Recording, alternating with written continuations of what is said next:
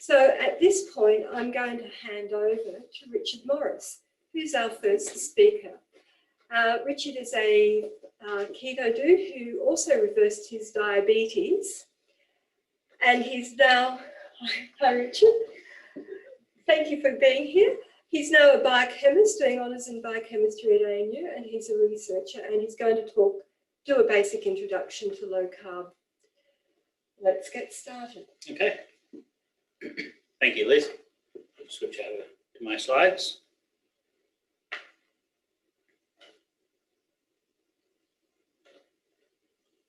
Look, Mark, no hands.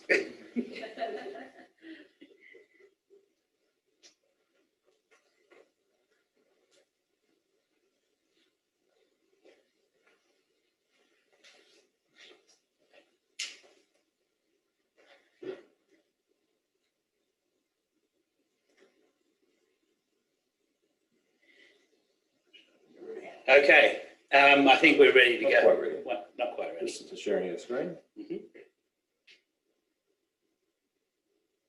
Tracy's husband Peter is doing all of the hard work behind the scenes to make sure the IT works. So make sure you give him some love in the comments. And we have a room full of people here, well, mostly full of people, and so that you will hear some audience noise in the background, which will be good because I like feedback. You know, I like to know that I'm doing okay. They can't see the slides, so they have to visualise what's going on.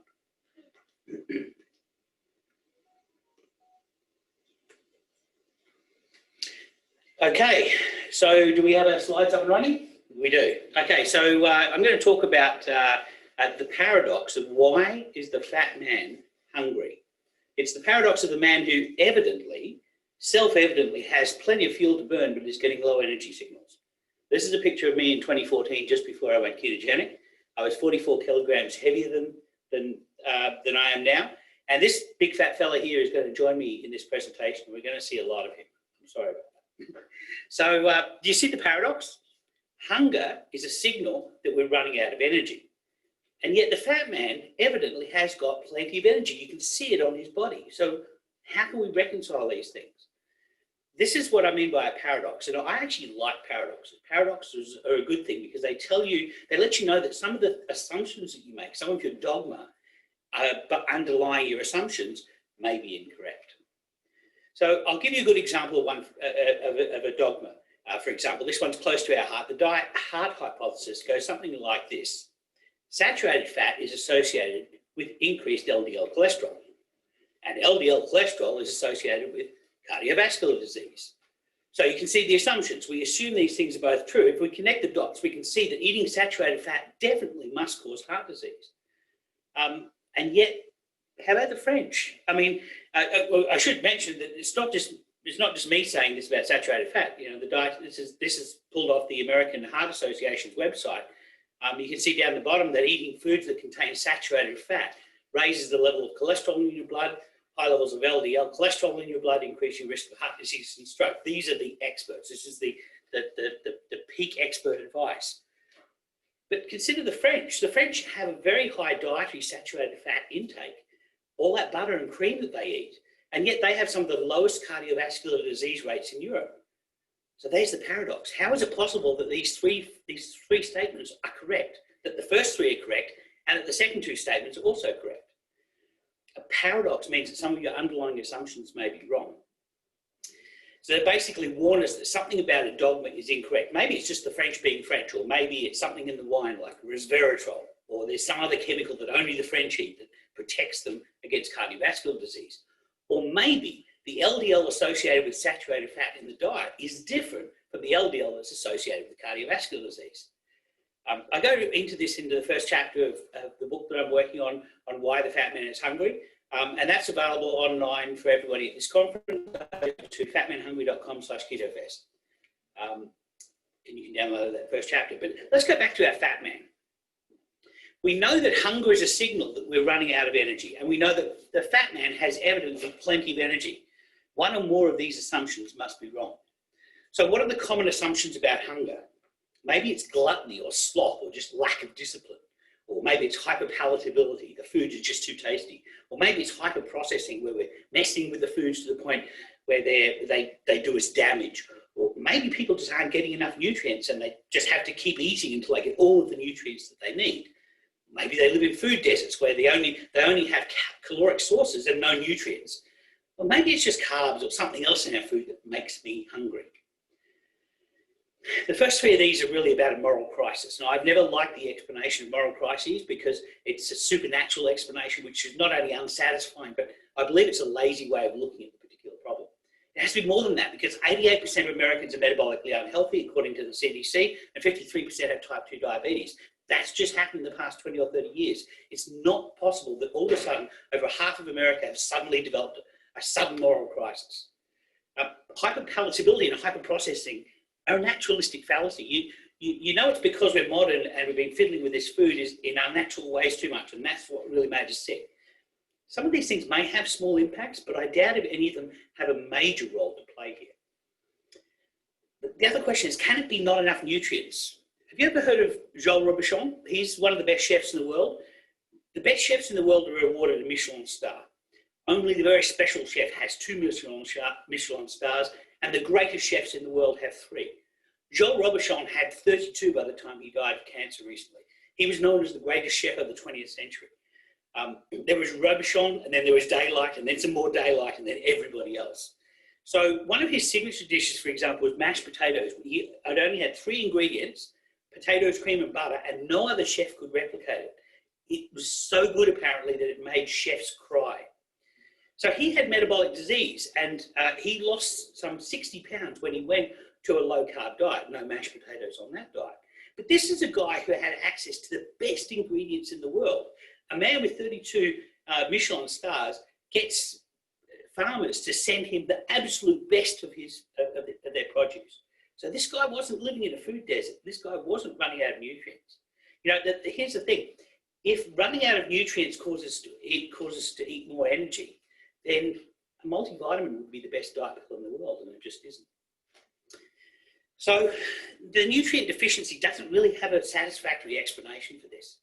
How about carbs make me hungry? Well, let's table that for now. I promise we'll get back to it. So that's one part of the picture of hunger. Hunger is a fuel signal that we need energy. And the other part of this picture is that a fat man clearly has plenty of energy. So let's look at that.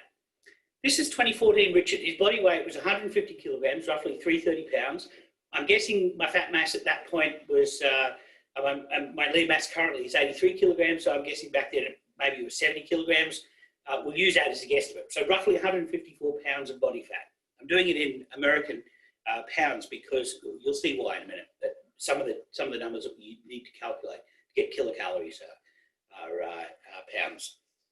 So doing the math, my available energy was 70 kilograms multiplied by 1,000 grams per kilogram, multiplied by the Atwater factor for fat, which is 9 kilocalories per gram. Obviously, I had 630,000 kilocalories at my disposal. But how much potential energy can I actually use? Can I actually access?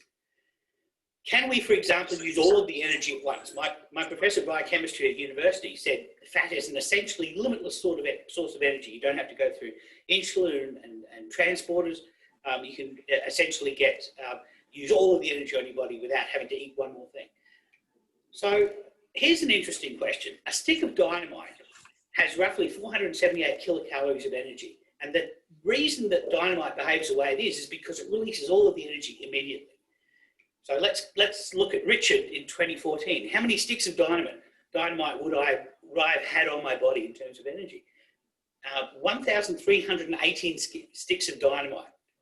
So, you know, evidently we can't access all of this energy immediately. Or if that was the case, then if a fat man went for a run, he might self-combust. So there must be some rate limit involved in how fast we can get energy out of body fat.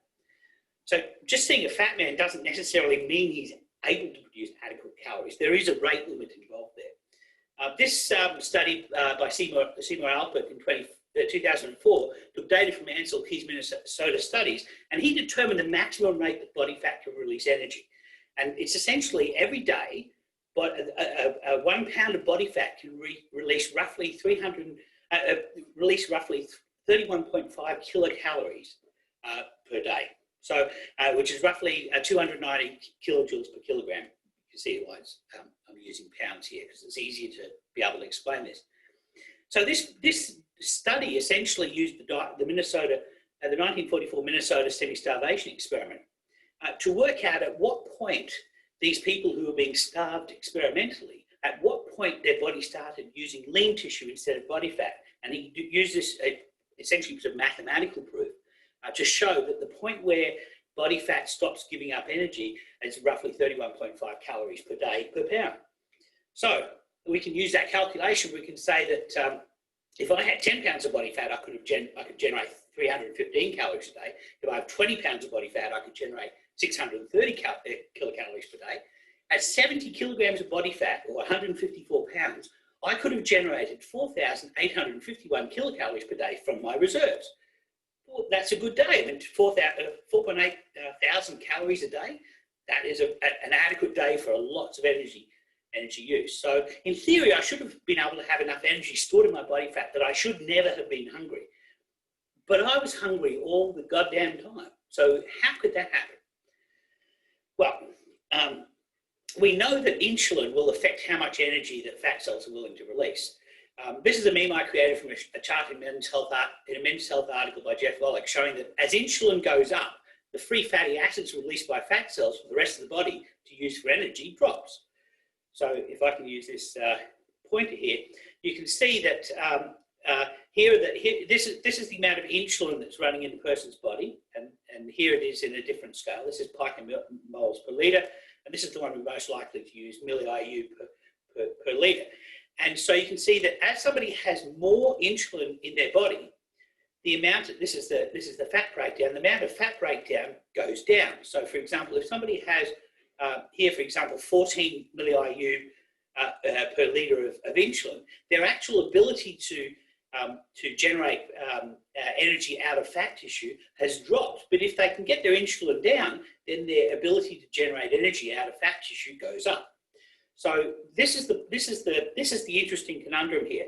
Essentially, and I should mention here that this blue band here is the normal range of fasting insulin. Just for the sake of argument, after 3 days of fasting, my insulin is up around about here. So you can see how much fat I'm actually able to get out of, how much energy I'm able to get out of the fat because of my chronic high levels of insulin. So this is the original chart that the data came from, and you can see here that a type 2 diabetic has a little bit of leeway. The white dots are normal people, and you can see that when their insulin starts to go down, they can ramp up the amount of fat. But as soon as insulin starts to come up, the amount of fat energy they can release from fat drops dramatically. A type 2 diabetic has a much smoother curve because they've got a little bit of leeway, so they can get a little bit more energy out of their body than a normal person. So it's not all bad news for diabetics. So we're going to get less fuel released from the body fat when insulin is high than the theoretical maximum. Theoretical maximum is 31.5 kilocalories per pound per day, and we're going to get slightly less if insulin is higher. But in a fasted person, that's just the source of the fuel. We also need to look at the sink of the fuel. The source is where the energy is coming from fat cells or from diet, and the sink is where the energy is going to, or the fuel is going to, and that's essentially our mitochondria that are turning fuel into energy. So this is a simplified look at the source and the sink of fuel in a fasted person. I like to think of fat at the top of the picture. This is the fat cell, and the fat cell is releasing NEFAs, non-esterified fatty acids, and all of the tissue, like muscles that are going to use this energy, will take a little sip, and what will be left will end up in the liver, and then the liver turns that into, packages it up as VLDL, and exports it back up to the fat cells where it's stored. And this process happens all the time.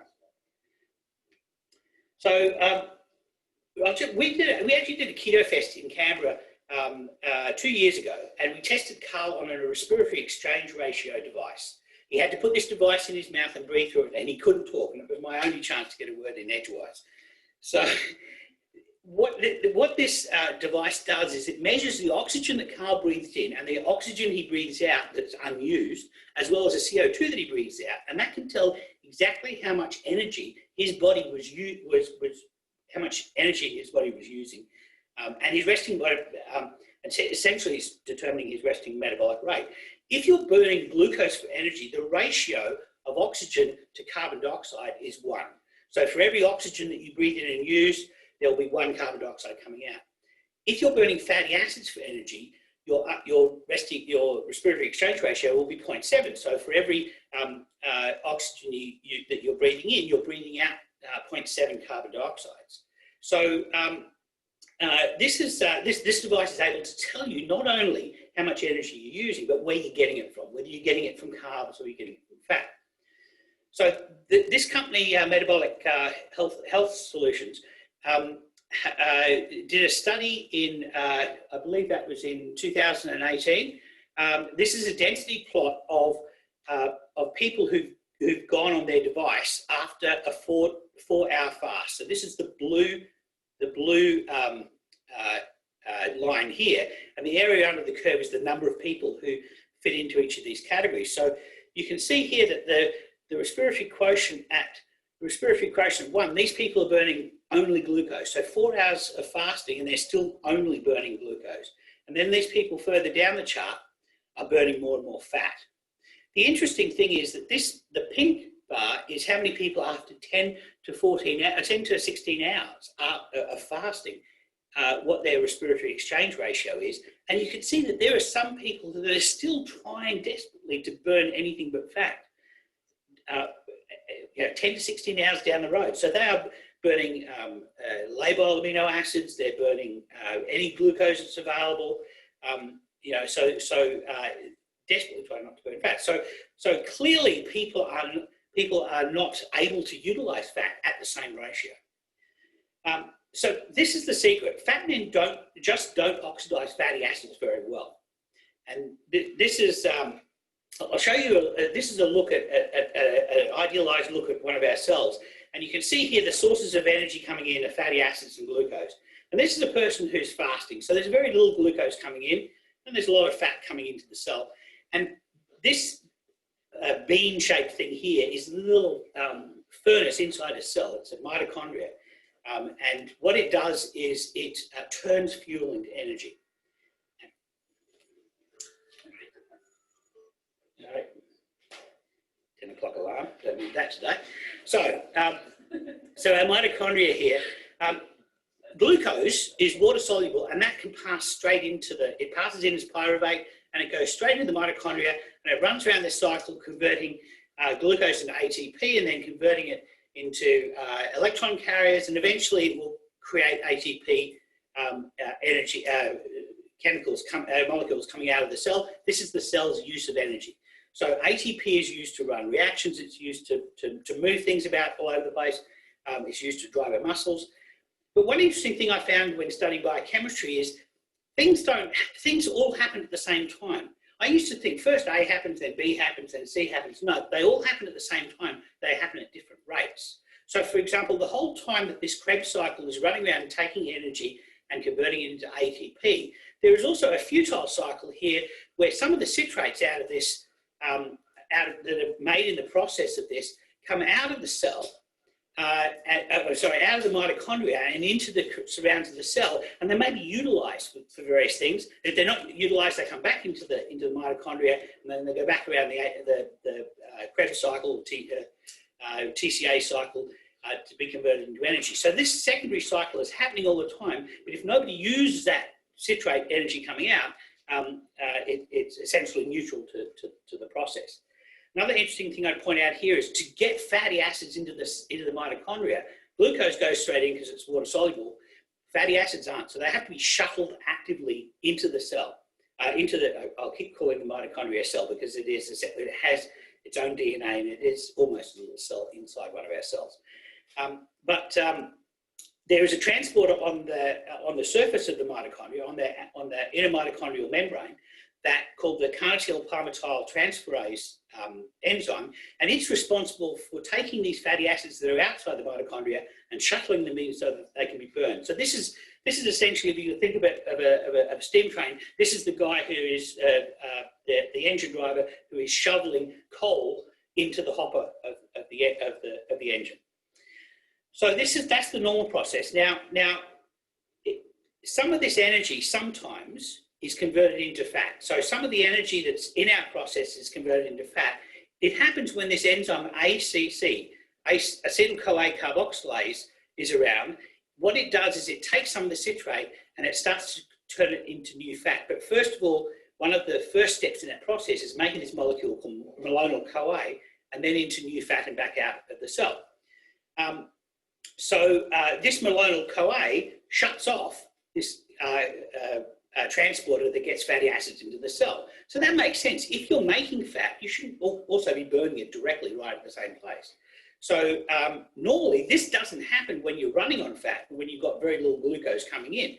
Normally this only happens when you're running only on glucose, you've got no fatty acids coming in, and you're making new fats and you're shuttling them out. This is what happens when you eat a meal. But this particular picture here, we don't have much glucose. This is a person who's fasting, they're in between meals. And so this is somebody, you shouldn't have a lot of fatty acids coming out of here. You should be utilizing most of them to make ATP.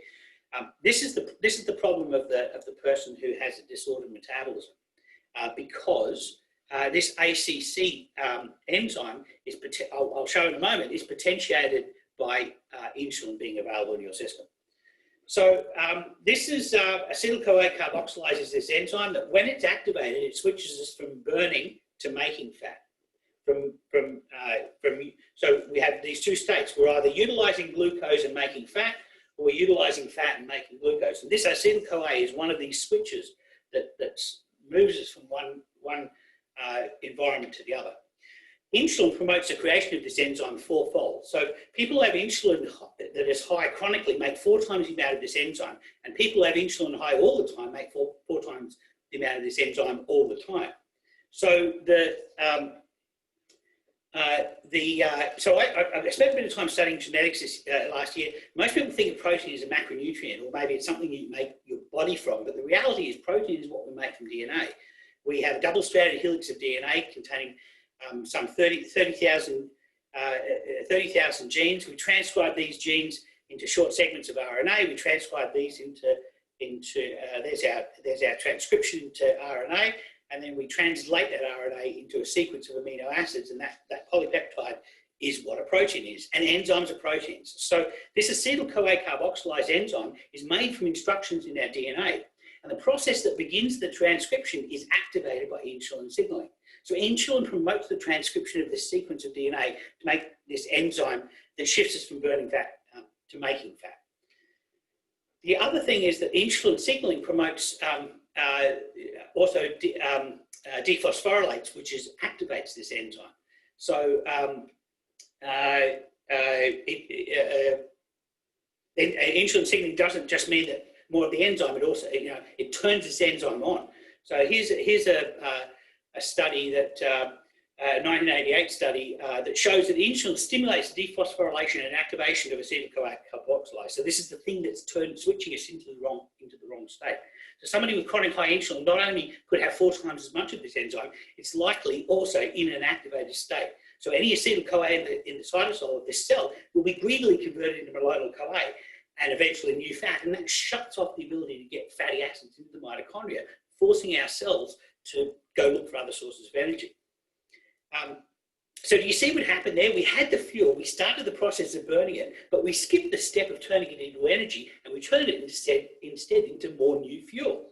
We didn't get any energy in the process, and that is why that's why hunger. That's why we're hungry if you're running out of energy, even if it looks like you have lots of energy on your body. This malonyl-CoA inhibits any new long-chain fatty acids getting into the mitochondria, which limits the availability of fuel to glucose, amino acids, and short and medium-chain fatty acids. And malonyl-CoA eventually becomes new palmitic acid, a long-chain saturated fatty acids that's exported to the rest of the body to be stored. And as you can see, acetyl-CoA making malonyl-CoA and inhibiting the carnitine shuttle prevents long-chain fatty acids from being utilized for fuel. So I'm kind of running out of time here, so I'm going to quickly go through these last couple of steps. I wanted to find some studies that give us an idea of the scale of this. If it's just a fraction of fuel being diverted into making new fuel, then it's just a biochemical curiosity. If it turns out that we can become malonyl-CoA resistant when we have too much of it, just like we can become insulin resistant, that means it's a much bigger deal of a problem. I found this study, diabetic rats are shown to have a fold increase in malonyl-CoA rate constant of inhibition. So they make 50 times more fatty acid on the same chow than a non-diabetic rat. So that shows the difference in the significance of this issue. Also, Jeff Volek's looked at humans with metabolic syndrome on the latest study. This is the cheese study. And he was able to look for palmitoleic acid in circulation, which indicates that you're making new fat. And you can see in the three cohorts here, low carb, medium carb, and a high carb cohort, those that were making more fat are the ones on the ones that are actively making new fat are the ones on the high carb diet. But you can see there are people on the low carb diet, some who make very little fat and some who make a lot. And so, you know, there is a range of expression here. So anyway, so here's the dogma: a fat man has plenty of energy. The dogma is fuel is equal to energy. But what if the fat man is not turning fuel into energy, but turning fuel into more fuel and running out of energy because his insulin is chronically high? So that's essentially the answer to the paradox, is that he's hungry because he's running out of energy, and we think fuel equals energy. Okay, so I'm going to stop my presentation there. Thank you very much.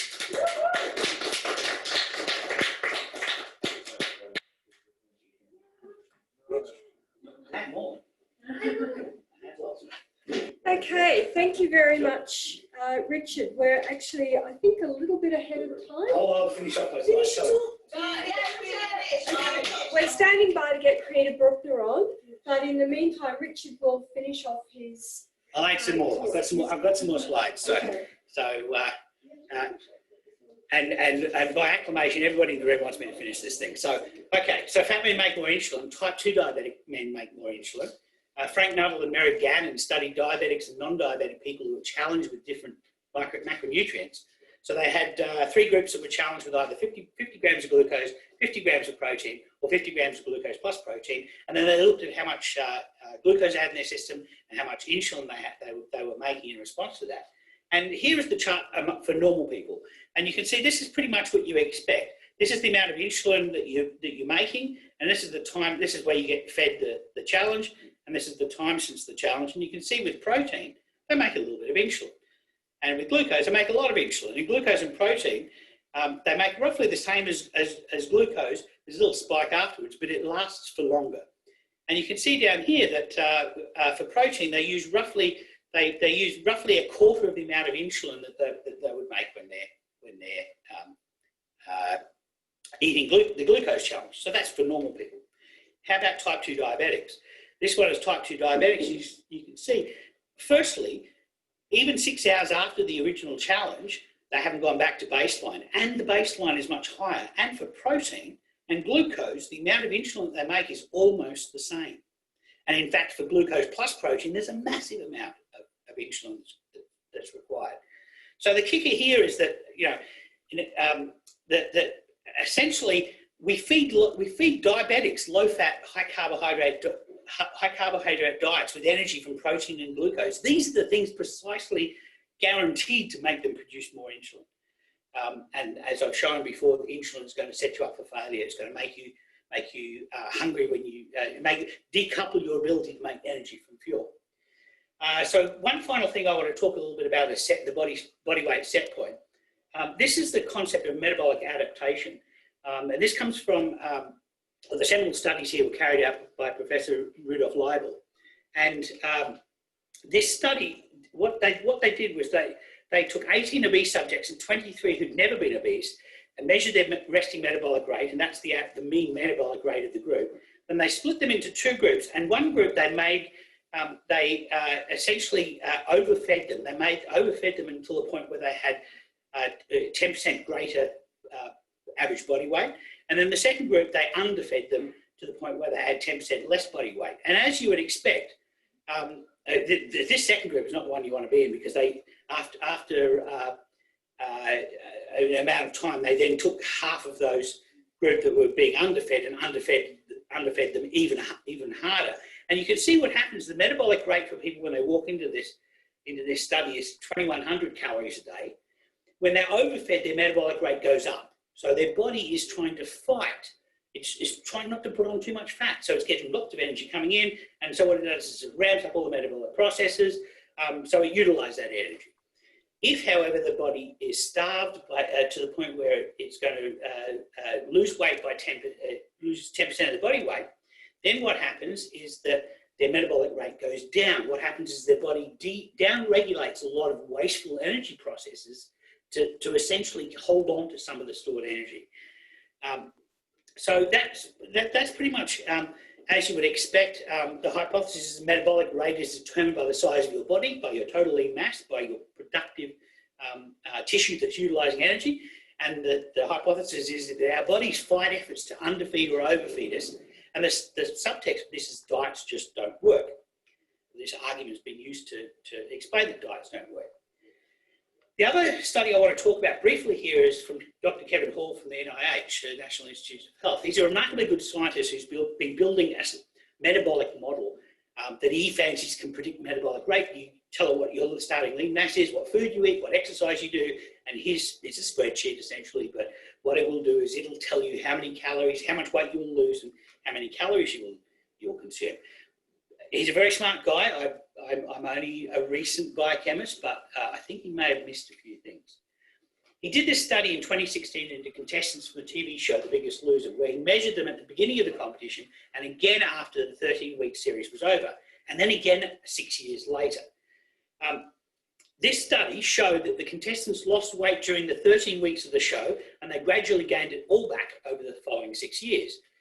Now that's sad, but it's probably not a great shock, as these people are starving themselves and exercising like mad while there is a $1 million prize on the line. You might expect them to not keep all of the weight off 6 years later. I want to show you here, this is the average starting weight of the contestants. It was 148 kilograms. At the end of the show, this is 13 weeks through the show, and we've found a winner. The average weight was 90 kilograms. Well, that's excellent, isn't it? And then you can see 6 years later, their average weight goes back up to 131 kilograms. So it's almost where they started from. They've lost a little bit of weight over the six years, but it's not nearly as much. Look at their metabolic rate. Here is the metabolic rate that they walked in the show. That was measured, 2,577 calories a day that they're using. And at the end of the 13 weeks, the end of the competition, the energy that they're using, the metabolic rate has dropped to 2,272. So it went from 2,500 to 2,200. And Kevin Hall's, and I should mention the exercise went from 5.6 calories per kilogram at the beginning of the show to 10 at the end of the show. And at the end of the 6 years, they were still doing roughly 10 calories of exercise per kilogram of body weight. And you can see that the metabolic rate, as predicted by Dr. Hall's model, is 2,400. So it went from 2,500 to 2,200 during the show. And then the hypothesis is, as their lean mass, or as their body weight increased, that their metabolic rate would go to 2,400. Did that happen?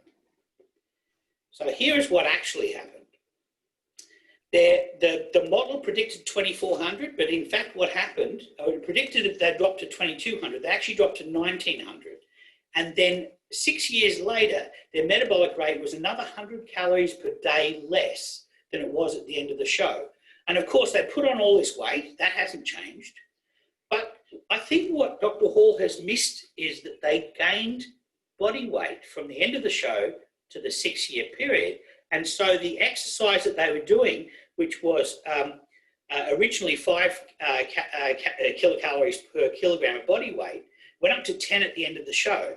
And their exercise went to 10 at the end of the 6 year follow-up, but their body weight had increased. So the amount of calories that they were actually consuming went from 800 before the show to 900 calories a day at the end of the show. Well, that's not much, but that's something. To 1,300 calories. So these poor people had metabolic rates that were absolutely plummeted. They were doing exercise. They were doing double the exercise from when they started the show and seeing no benefit out of it. So can this point? I think there's a better explanation than people with bigger bodies have higher metabolic rates. Maybe how much energy your body is willing to budget for the day is determined by how much energy you have available at a cellular level. Your set point would then be determined by how much energy your cell really has, which will be the calories that you eat minus the calories you exercise, plus the ability of your body to turn body fat into energy, given all of the constraints that we've spoken about so far. If so, we could test this with a prediction, and we could say maybe, well, somebody on a low insulinogenic diet, eating moderately hypocalorically, so they lost some weight, slowly would have a higher metabolic rate, and they lost weight slowly, would have a higher metabolic rate than somebody on a high insulinogenic isocaloric diet. Same amount of calories, but calories that produce more insulin. So this study, this was actually an observation that David Ludwig made in Eberling et al. 2018. After a 12% weight loss, subjects were assigned one of 3 different diets, low, moderate, and high carbohydrate. The scientists observed a difference in energy expenditure of 52 calories a day for every 10% decrease in carbohydrates of the food that these people were eating. So that explains that the cell is actually driving this process. So in summation, I think we should think of fuel as something different than energy. Thank you again.